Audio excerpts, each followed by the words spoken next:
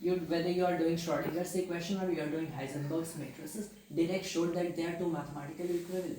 Now the thing is, like this, there were many more different formulations of quantum mechanics coming along the way. The way there is to classical mechanics, like Newtonian mechanics, in that you will have Newtonian mechanics, you have Lagrangian, you have Hamiltonian mechanics.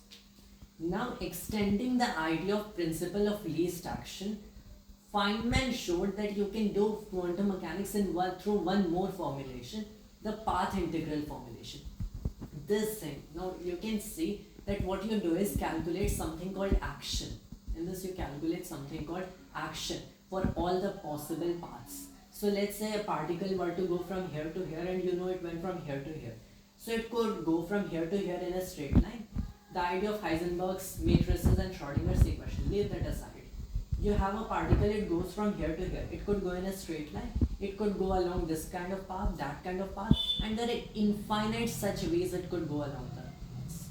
So Feynman told that there is this quantity called the action. Now the concept of action was already there in the stationary action principle, principle of least action. And that is really a very interesting and another in its own self a way to do classical mechanics, Lagrangian mechanics to be more specific. So Feynman told if you calculate all these actions along all this path, you calculate this quantity and you add them up, then you can basically have one more way of doing classical mechanics. From here you can find the probability amplitude, and basically from there you find the wave function. So what Schrodinger did with his Schrodinger equation and Heisenberg using his matrices, Feynman uses this path integral formulation.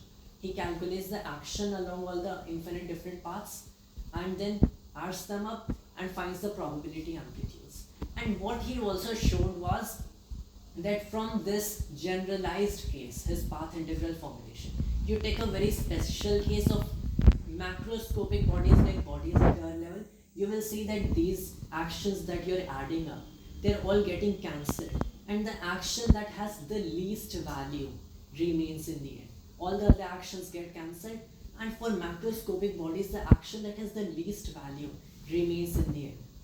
And that is how the principle of least action can be derived from Feynman's path integral formulation. What he did was actually use this concept and extend it. Then showed in reverse that how this actually tells you that for macroscopic bodies how principle of least action comes about to be. So the more generalized underlying principle behind principle of least action was Feynman's path integral formulation. Now that is another way. There are many different ways to do quantum mechanics, but this particular formulation, Feynman's path integral formulation, is very remarkable in its own. So you don't have to use Heisenberg's matrices or Schrodinger's equation. You have to use Feynman's path integrals, and this is one very nice way of doing quantum mechanics when you do this kind of way. So you can actually see that there's some kind of, you're actually doing physics. You will really like, for someone who actually likes introducing abstract ideas in physics, like energy is abstract concept in its own. So principle of least action, because principle of least time, I told you right, Fermat's principle of least time, that is a special case of principle of least action. So principle of least action is kind of really an interesting concept in its own self, and a nice way of looking at this world, because when I walk around here, so I walk under a given set of conditions. I walk under a given set of conditions, a given potential energy value. And along this potential energy value, my legs are following one particular path. And why is that so? Because that path is the one that under these potential energy values would have the least action, and that is how the legs follow, how the paths are decided. That is how the paths are decided. So this idea extended to Feynman's path integral formulation. When you try to do it, it's kind of really an interesting concept. The way you find probability amplitudes here, and Feynman tells you that when there are alternative ways a solution can be achieved.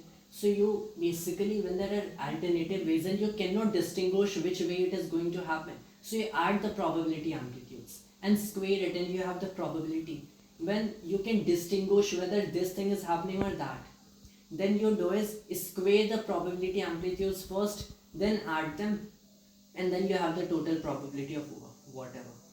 So he basically tells you the distance and a difference. And in this observer's effect, there is a role of observer's effect in this, whether you can distinguish between the two results or whether you cannot. Because when you look at it, observer's effect comes into play, and now you can distinguish. So somehow it also tells you what for different particles solutions can be, or whether if you have the very same particle upon which everything is happening. So in this, upon looking at this very specific thing, the pattern gets destroyed. Like if it is an interference, it gets smeared out. Interference pattern gets smeared out, and there you have now the probability amplitudes will be first squared in the data. If you didn't look at it, and if there is no way of identifying this thing, then the probability amplitudes are first getting added, then squared, then you have probability. So it actually directly concerns with what we really want to do. We want to find the probability right. We don't want to concern ourselves with you have a mathematically abstract function. We want to concern ourselves with probabilities. So it directly goes into that specific field of finding probabilities, right? So that is the physical concern of quantum mechanics. It concerns with how it is going to explain the reality. One thing I found with Schrodinger's equation, that it gives you the solution of this equation, but all it feels like you are just doing mathematics. Feels you are just doing mathematics, so that gets boring at some time. But Feynman's version, it is just very interesting to see that cannot be anything